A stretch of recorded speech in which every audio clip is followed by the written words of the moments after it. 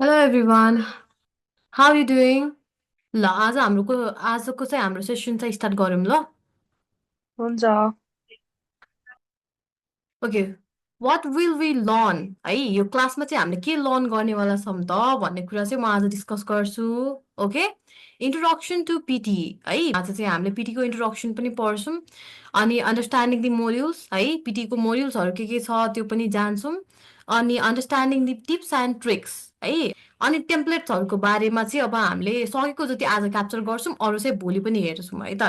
टेम्प्लेट्सको बारेमा पनि कुरा गर्छौँ र मैले टेम्प्लेट्सहरू सेयर पनि गरिदिन्छु हजुरहरूलाई है. अब त्यो टेम्प्लेटलाई चाहिँ इम्प्लिमेन्टेसन कसरी गर्ने कसरी युजमा ल्याउने त्यो कुरा पनि म हजुरहरूलाई सिकाइदिन्छु.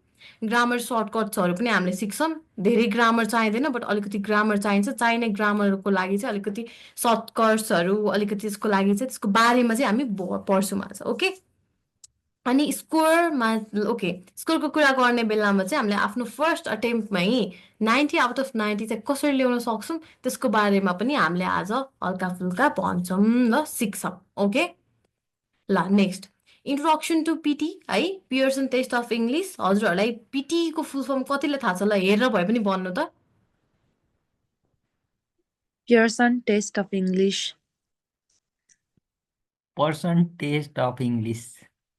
को एकजना चाहिँ बोल्नुभएको थियो उहाँले चाहिँ पर्सन भन्नुभएको थियो. पर्सन चाहिँ होइन पियर्सन हो है. ल उषाजी हजुरले बोल्नुहोस् त. Pearson Test of English. Good. अनि वाट इज पिटी ल पिटी वाट इज पिटी भनेर त के लेखेको छ हेर्नु त यसो हेर्नु त त्यहाँ.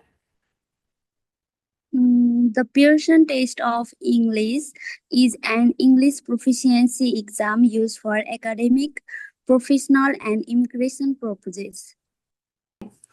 Why take PTE recognized by university colleges and governments worldwide है. हाम्रो रिजल्ट पनि विदिन 24 आवर्समै आउँछ.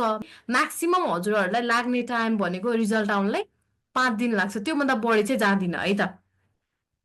कम्प्युटर बेस्ड टेस्ट भयो र यसको चाहिँ स्किल्सहरू एकअर्कासँग एसेस छ है. ओके. हु निड्स पिटी त भन्नुहोस् त के लेखेको छ त्यहाँ. Students applying for study abroad, Mhm. visa applicants for the UK, Australia, Canada, and more.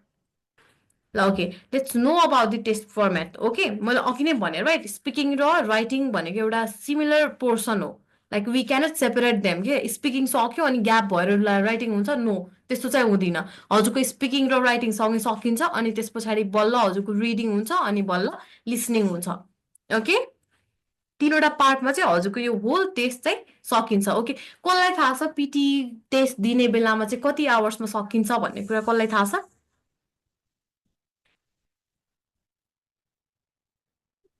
2 hours. Yeah right 2 आवर्समा हाम्रो पिटिईको एक्जाम चाहिँ सकिन्छ. अनि each section contents a range of different question types है एकदमै लाइक डिफ्रेन्ट क्वेसन टाइप्सहरू हुन्छ र each and every question टाइपले चाहिँ कुनै न कुनैलाई एसेस त गरि नै रहेको हुन्छ maximum. So it's important to get familiar with the format before you sit the test है. ओके बट डोन्ट वरी होइन हामीसँग त एकदमै सोर्सहरू छ रिसोर्सहरू छ. हामीले चाहिँ जसलाई युज गरेर चाहिँ हामीले प्रिपेयर गराउँछौँ हजुरहरूलाई. So don't worry about it. Okay if question छ भने चाहिँ यु क्यान आस्क है. Okay ma'am. Okay thank you every one. By by good night. Bye.